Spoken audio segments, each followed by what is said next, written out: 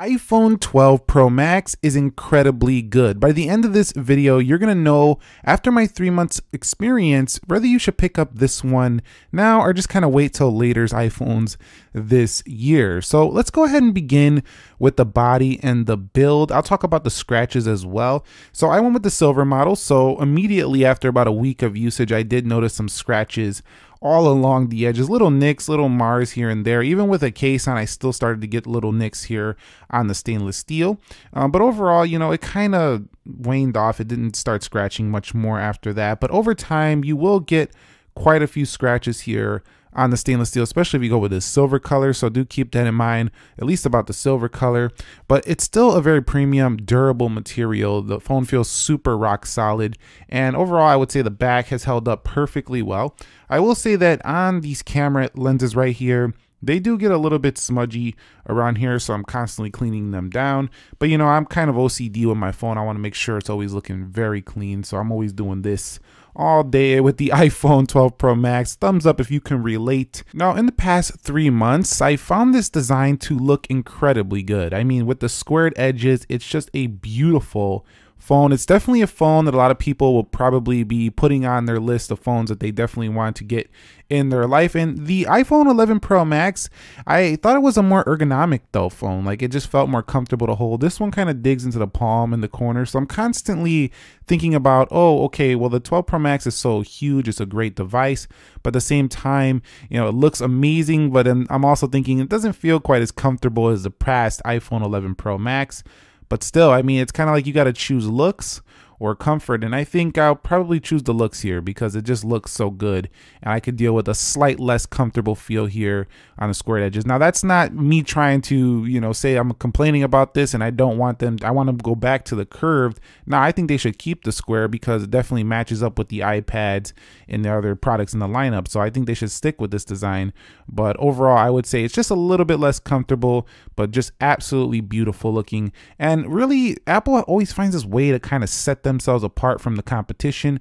How many other phones are doing squared edges? Not many. So you'll know immediately if you see this design, that's an iPhone over there. We already knew that with the notch. If you see a notch, you know that's an iPhone.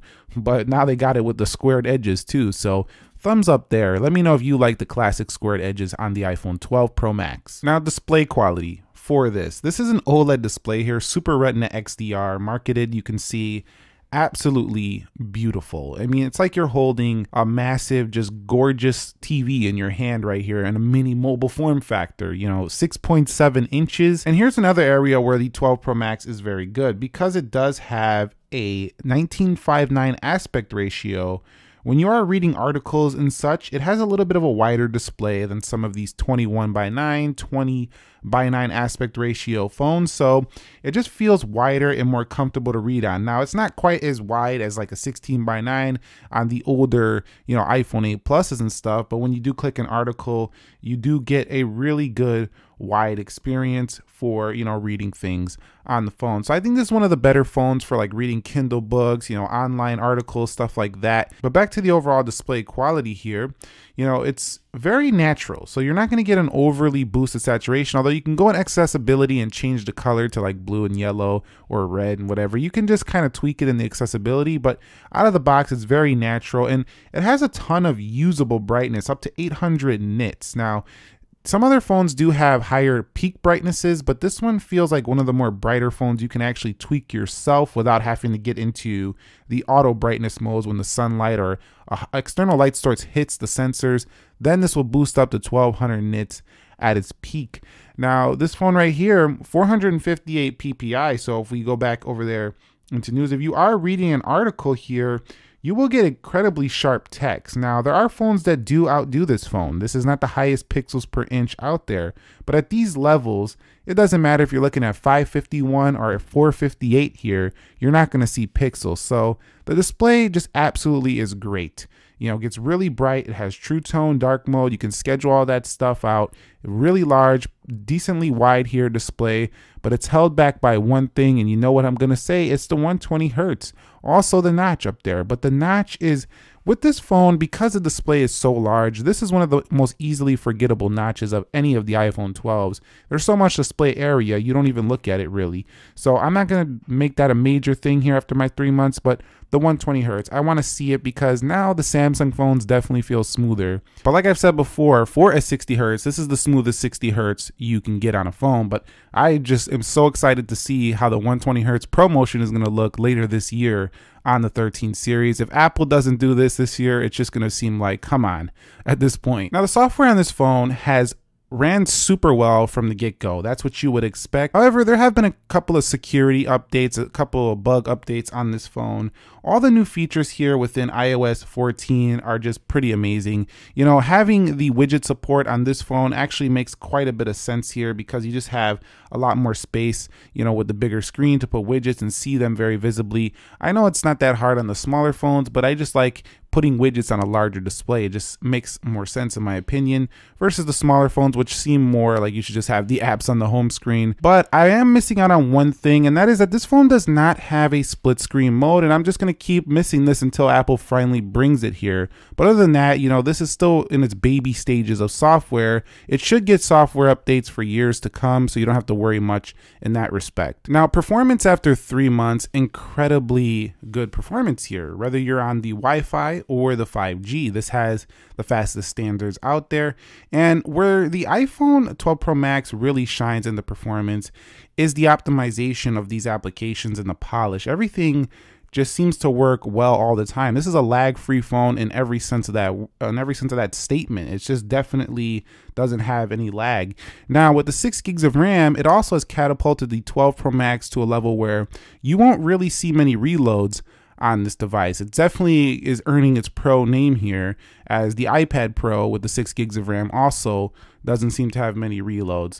So I will say that the 12 Pro Max, if you care a lot about having the best sustained performance, this is the one you do want, whether you're gaming. This has the lowest amount of throttling of any of the iPhones, and it should. At the highest price point, it should be this way. But 6 gigs of RAM on this phone feels closer to, you know, 12 gigs of RAM on an Android phone. That's how well optimized it is. And if we go to Geekbench and benchmarking like we've done in our speed test, you'll see that the scores just annihilate most of the competition. So performance 3 months later, incredibly good. So when it comes to the camera system on the 12 Pro Max, it's also incredibly good. But what's impressed me most about this is the consistency and simplicity of this camera, considering the complexity of the technology involved. We do have a front-facing camera of 12 megapixels, 3 12 megapixels on the rear, but if you start to look into it, we have sensor shift stabilization, we have f1.6, we have phase detection, autofocus. We're also going out of focus there. Get back in focus. We're back in focus now. But you can see that this camera, when you open it up, any average person can take great results, and that's mostly due to the AI in this phone, the Smart HDR, combined with, you know, just having really good sensors. They can do well in low light. They have a night shift that automatically turns on. You can go ahead and just change the size of the picture really easy with the tap of a button. It doesn't require really any skill to take really good photos on this phone. It doesn't require any camera know-how, and I can't say that about every competitor phone. Now, the Galaxy smartphones are pretty easy as well. However, those require a little bit more camera knowledge if you want to take advantage of their pro video modes, their pro photography modes. This one right here, though, you pop it over in the video, you tweak the setting the way you want it. It'll do HDR 10-bit. You can change that, turn it off in the settings if you want. It'll just give you what you want really simply. And what's really nice is, like I say, the consistency with this complexity. What do I mean? Every camera is 12 megapixels, so every camera looks almost the same. You can barely tell you're switching between the lenses. That's what I really love here. And then if we go to the front, you can see that it also has a very consistent 12 megapixel camera, and Apple did include RAW for people who know how to use the RAW photography, know how to tweak and edit their own photos. It's there for you as well. So it combines, you know, simplicity of iPhone with pro features. If, you know, you're a pro and you know how to use it professionally, you got that as well. There might be phones that can do, you know, 8K video, a little bit better things, but for most users, this is going to be one of the best options out there. Now, one of the most impressive areas of this phone as well should still perform very well. I mean, it's audio. Now, what you'll notice if you compare this to other phones is that the audio on here sounds really clear. The 7 Plus still performs good right now. So imagine how long this one's going to perform well. So Apple A13 Plus, remember, this still has... It is of the stereo sound, but what's great about it is that at the highest volumes, 3 months later, I've noticed that it just sounds so rich and full. They made sure that there's no, like over, just super loud, scratchy audio at the high end. Everything just sounds good no matter what. There's no tinniness to it. The audio just sounds good. 4 gigs of RAM, unlike the 10R with 3 gigs no matter where you are in the audio. So if you're watching a movie in bed, if you're watching a YouTube video and you don't use headphones, it's going to sound amazing on this phone. So my 3 months later with the battery on this phone has been pretty darn good as well. I mean, the title of this video is incredibly good, so I'm not going to say much bad about this phone because there's not much bad with this phone. 3687 milliamp hour battery. Now, while this isn't larger than, I believe that the 11 Pro Max was a little bit larger, it's still getting a similar amount of time. Let's put it this way. This is the only 12 phone in the 12 lineup that I seen was able to get through the entire day of heavy usage. And I mean heavy usage, full brightness, using 4K video, doing gaming here and there, going on websites, social media all day. This is the only one in the 12 lineup that can make it the entire day, doing basically all the heavy use you want to do. So definitely a full day phone here. It's capable of 20-watt fast charging, and I would recommend getting the optional MagSafe charger. It also charges it pretty quickly, does a pretty good job as well. But battery life, definitely a thumbs up here on the 12 Pro Max. It's one of the main reasons. If you care a lot about that, you should consider this one. And one of the most underrated things about the 12 Pro Max is just the overall improvements to the modems. We do have the Qualcomm modems in here now, so you're getting excellent phone call reception, excellent mobile performance with the 5G over here.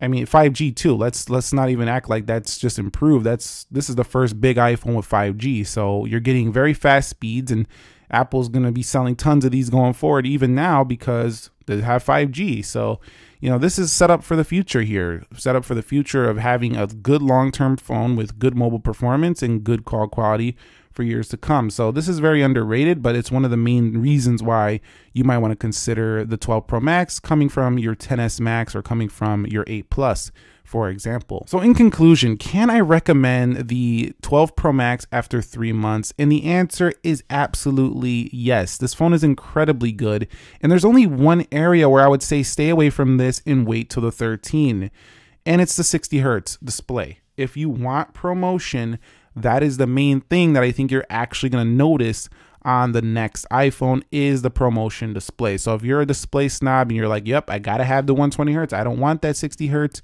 then you'll want to skip this one out. But, they're going to be obviously better cameras, better processor, but I think the 120 Hertz is going to be the thing you basically are going to see big updates on the 13. You might also see a reduced notch. So if those kind of things bother you, wait it out. But if you need a phone now, you're looking for the best big iPhone, this is definitely the one to get right here. Not saying you'll get a bad phone if you go with the 11 Pro Max of last year. That's also a good phone. But if you're planning on, plopping down some money and keeping it a long time, you might want to consider 12 Pro Max. So thumbs up if you found this video helpful, entertaining, informing, and let me know what else you want to see going forward down below in the comments section. And if you have an 11 Pro Max, consider sharing your experience with the community down below in the comments. I'll catch you all in the next episode. Be sure to stay safe, stay well. Nick here, and peace.